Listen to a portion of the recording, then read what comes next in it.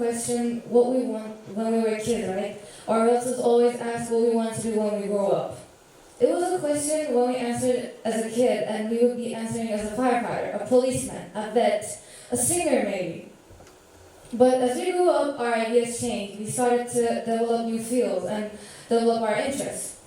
But you probably remember also being asked what job would you choose if you had to choose one. And notice how they ask for one specific job? Because since we were little, we are trained to choose a single label for ourselves. And years later, at the age of 7, you start your school life. But as years go by, you notice things change since you were a kid. You start seeing letters in mathematics. Science gets divided into 3 groups called physics, chemistry, and biology. You start seeing a lesson called philosophy that makes you think even more than you ever imagined as a kid. But that's where the problem starts, because schools divide talent instead of connecting them. They separate kids and categorize them into art kids, science kids, or math kids. But that's not what we should be doing. Maybe what we should be doing is raising kids into understanding how everything works all together. Maybe we should be telling them and showing them how everything works all together. And by how we do that is and how we might be doing that is by changing our perspectives. Maybe we don't ask kids what they want to be grow up when they grow up, but maybe we should start asking them what they want to learn now. Maybe we should try to encourage them to learn more things and try to give them a deeper perspective into other fields other than what they know now.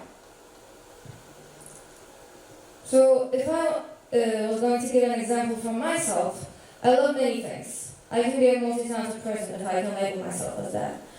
I love drawing, dancing, cooking, baking, and a lot of things more. And this past year, since I started high school actually, people have been asking what I want to be, because I have 2 years left now. And I don't know actually, it's something that I cannot figure out at the moment. I first wanted to be an interior designer, or a fashion artist, because I like drawing and designing since I was a kid. But now, I don't draw as much as I did in the past. I had to give up the part I loved, which was drawing, for that one exam we all went through, which was going to determine which high school I went. I had to give up that part I loved, so now I'm trying to get back on track, but I cannot do it as much as I did in the past. So then I thought about maybe being a chef, because I like baking and cooking since I was a kid. I thought about maybe being a pastry chef could suit me, but when I imagined myself as a chef, I just didn't see myself as a chef. It didn't fit right with me. And this past year, my ideas took a whole new turn, which led me into thinking that maybe I was suiting more of a physics and space kind of girl.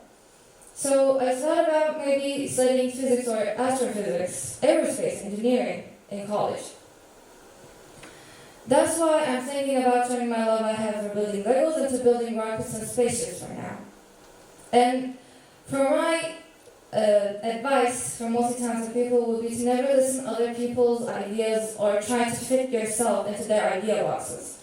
Because you're not going to fit into someone else's idea boxes if you're not who they expect you to be.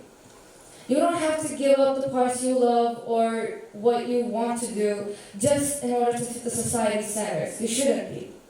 You should be creating your own path. You should be creating your own box and changing the shape of the box, but never yourself. That's what should happen. So my question is, will it be them who will be controlling your life, or will it be you? Thank you.